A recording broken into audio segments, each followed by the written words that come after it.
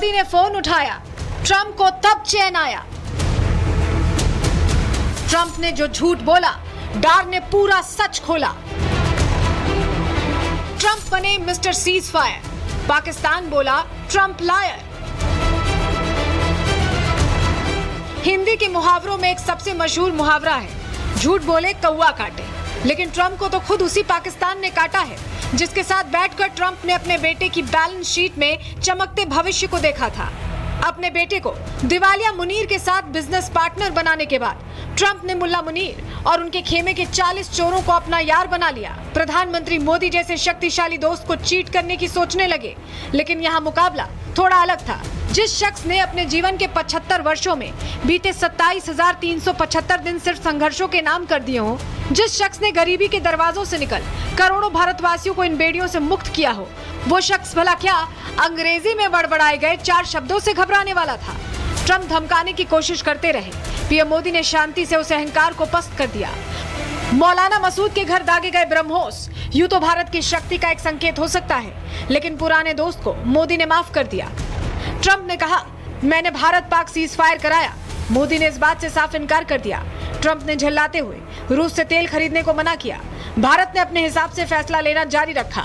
Trump ने सबसे पहले टैरिफ को हथियार बनाया। ट्रंप ने भारत पर बेसलाइन टैरिफ लगाए। इसके बाद ट्रंप ने भारत पर पेनल्टी भी लगाई। पीएम मोदी ने साफ कहा, किसी देशवासी का अहित नहीं होने देंगे।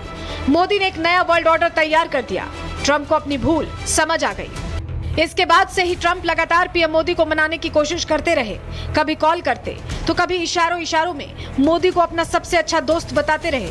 लेकिन थक हार कर ट्रंप ने आखिरकार खुले मन से मोदी को महान नेता बता दिया, अपना सबसे अच्छा दोस्त बता दिया। I'll always be friends with Modi. He's great. Prime Minister. He's great. एक तरफ ट्रंप मोदी को मनाने की जुगत में जुट चुके थे, तो वहीं विपक्ष को इस बात से अपना एजेंडा फेल होता नजर आया। और इतना ही काफी नहीं था कि विपक्ष की सारी इच्छाओं पर पानी फेरने का काम खुद पाकिस्तान ने कर दिया। पाकिस्तान के विदेश मंत्री इशाक डार ने पूरी दुनिया के सामने ये बात साफ कर दी कि भारत ने कभी किसी मध्यस्थता को स्वीकारा ही नहीं था। वो तो हम थे जो बार बार सीज फायर की गुजारिश कर रहे थे, और आखिरकार भारत ने हम पर ब्रह्मोस मारना ये कहते हुए बंद किया कि अगर अगली गलती की तो गोली का जवाब गोले से दिया जाएगा। 140 करोड़ देशवासियों का बुलंद आवाज कह रहा है, अगर तुम गोली चलाओगे तो मान के चलो गोली का जवाब गोले से दिया जाएगा। जो विपक्ष ट्रंप की बातों में आकर भारतीय सेना पर भी विश्वास करने से मना कर रहा था, आज उसी विपक्ष को पाकिस्तान के एक मंत्री ने पूरी तरह एक्सपोज कर दिया है। अब विपक्ष को ये सोचना चाहिए कि वो सत्ता के लालच में किस दशा में आ चुका है, जहां उसकी हालत ये हो चुकी है कि उसका फैक्ट चेक पाकिस्तान कर रहा है, जबकि सच क्या है वो प्रधानमंत्री नरेंद्र मोदी सदन में बता चुके हैं। तो वहीं विदेश मंत्री ने भी साफ शब्दों में सीज फायर और ट्रंप कॉल की हकीकत बताई थी। Sir, I'd like to inform the House that on the 9th of May, Vice President J.D. Vance called the Prime Minister, warning of a massive Pakistani attack in the next few hours. Prime Minister, in his response, made it very clear. Prime Minister, in his response, made it very clear that if such an attack happens, it would meet with an appropriate response from our side. विपक्ष ने देश के प्रधानमंत्री से ज्यादा America के राष्ट्रपति पर भरोसा किया। विपक्ष ने देश के विदेश मंत्री से ज्यादा पाकिस्तान के पीएम शहबाज शरीफ की बातों पर विश्वास किया। विपक्ष ने देश की सेना से ज्यादा पाकिस्तान के फील्ड मार्शल की बातों पर यकीन किया। आज इशाक डार भी ये मान रहा है कि हमने दया की भीख मांगी। अब विपक्ष की ये चुप्पी बड़े सवाल करती है। क्या विपक्ष अब पाकिस्तान की इस हालत को सरेंडर कहेगा?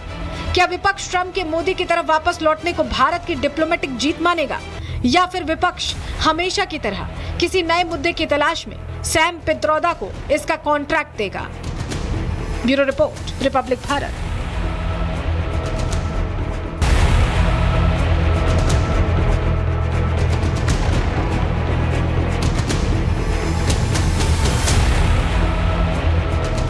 मोदी ने फोन उठाया, ट्रंप को तब चैन आया।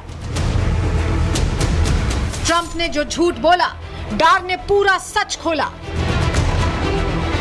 ट्रंप बने मिस्टर सीज फायर, पाकिस्तान बोला ट्रंप लायर। हिंदी के मुहावरों में एक सबसे मशहूर मुहावरा है, झूठ बोले कौवा काटे। लेकिन ट्रंप को तो खुद उसी पाकिस्तान ने काटा है जिसके साथ बैठकर ट्रंप ने अपने बेटे की बैलेंस शीट में चमकते भविष्य को देखा था। अपने बेटे को दिवालिया मुनीर के साथ बिजनेस पार्टनर बनाने के बाद ट्रंप ने मुल्ला मुनीर और उनके खेमे के 40 चोरों को अपना यार बना लिया। प्रधानमंत्री मोदी जैसे शक्तिशाली दोस्त को चीट करने की सोचने लगे, लेकिन यहाँ मुकाबला थोड़ा अलग था। जिस शख्स ने अपने जीवन के 75 वर्षों में बीते 27,375 दिन सिर्फ संघर्षों के नाम कर दिए हो, जिस शख्स ने गरीबी के दरवाजों से निकल करोड़ों भारतवासियों को इन बेड़ियों से मुक्त किया हो, वो शख्स भला क्या अंग्रेजी में बड़बड़ाए गए 4 शब्दों से घबराने वाला था। ट्रंप धमकाने की कोशिश करते रहे, पीएम मोदी ने शांति से उस अहंकार को पस्त कर दिया। मौलाना मसूद के घर दागे गए ब्रह्मोस यूं तो भारत की शक्ति का एक संकेत हो सकता है, लेकिन पुराने दोस्त को मोदी ने माफ कर दिया। ट्रंप ने कहा, मैंने भारत पाक सीज फायर कराया। मोदी ने इस बात से साफ इनकार कर दिया। ट्रंप ने झल्लाते हुए रूस से तेल खरीदने को मना किया। भारत ने अपने हिसाब से फैसला लेना जारी रखा। ट्रंप ने सबसे पहले टैरिफ को हथियार बनाया। ट्रंप ने भारत पर बेसलाइन टैरिफ लगाए। इसके बाद ट्रंप ने भारत पर पेनल्टी भी लगाई। पीएम मोदी ने साफ कहा, किसी देशवासी का अहित नहीं होने देंगे। मोदी ने एक नया वर्ल्ड ऑर्डर तैयार कर दिया। ट्रंप को अपनी भूल समझ आ गई। इसके बाद से ही ट्रंप लगातार पीएम मोदी को मनाने की कोशिश करते रहे। कभी कॉल करते तो कभी इशारों में मोदी को अपना सबसे अच्छा दोस्त बताते रहे, लेकिन थक हार कर ट्रंप ने आखिरकार खुले मन से मोदी को महान नेता बता दिया, अपना सबसे अच्छा दोस्त बता दिया। I always will. I'll always be friends with Modi. He's great prime minister. He's great. एक तरफ ट्रंप मोदी को मनाने की जुगत में जुट चुके थे, तो वहीं विपक्ष को इस बात से अपना एजेंडा फेल होता नजर आया। और इतना ही काफी नहीं था कि विपक्ष की सारी इच्छाओं पर पानी फेरने का काम खुद पाकिस्तान ने कर दिया। पाकिस्तान के विदेश मंत्री इशाक डार ने पूरी दुनिया के सामने ये बात साफ कर दी कि भारत ने कभी किसी मध्यस्थता को स्वीकारा ही नहीं था। वो तो हम थे जो बार बार सीज फायर की गुजारिश कर रहे थे, और आखिरकार भारत ने हम पर ब्रह्मोस मारना ये कहते हुए बंद किया कि अगर अगली गलती की तो गोली का जवाब गोले से दिया जाएगा। 140 करोड़ देशवासियों का बुलंद आवाज कह रहा है, अगर तुम गोली चलाओगे तो मान के चलो गोली का जवाब गोले से दिया जाएगा। जो विपक्ष ट्रंप की बातों में आकर भारतीय सेना पर भी विश्वास करने से मना कर रहा था, आज उसी विपक्ष को पाकिस्तान के एक मंत्री ने पूरी तरह एक्सपोज कर दिया है। अब विपक्ष को ये सोचना चाहिए कि वो सत्ता के लालच में किस दशा में आ चुका है, जहां उसकी हालत ये हो चुकी है कि उसका फैक्ट चेक पाकिस्तान कर रहा है, जबकि सच क्या है वो प्रधानमंत्री नरेंद्र मोदी सदन में बता चुके हैं। तो वहीं विदेश मंत्री ने भी साफ शब्दों में सीज फायर और ट्रंप कॉल की हकीकत बताई थी। Sir, I'd like to inform the House that on the 9th of May, Vice President J.D. Vance called the Prime Minister, warning of a massive Pakistani attack in the next few hours. Prime Minister, in his response, made it very clear.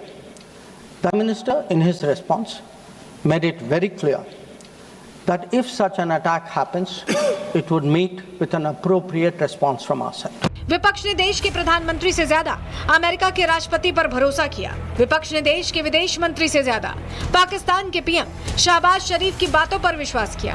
विपक्ष ने देश की सेना से ज्यादा पाकिस्तान के failed field marshal की बातों पर यकीन किया। आज इशाक डार भी ये मान रहा है कि हमने दया की भीख मांगी। अब विपक्ष की ये चुप्पी बड़े सवाल करती है। क्या विपक्ष अब पाकिस्तान की इस हालत को सरेंडर कहेगा? क्या विपक्ष ट्रंप के मोदी की तरफ वापस लौटने को भारत की डिप्लोमेटिक जीत मानेगा, या फिर विपक्ष हमेशा की तरह किसी नए मुद्दे की तलाश में सैम पित्रोदा को इसका कॉन्ट्रैक्ट देगा? Bureau report, Republic Bharat.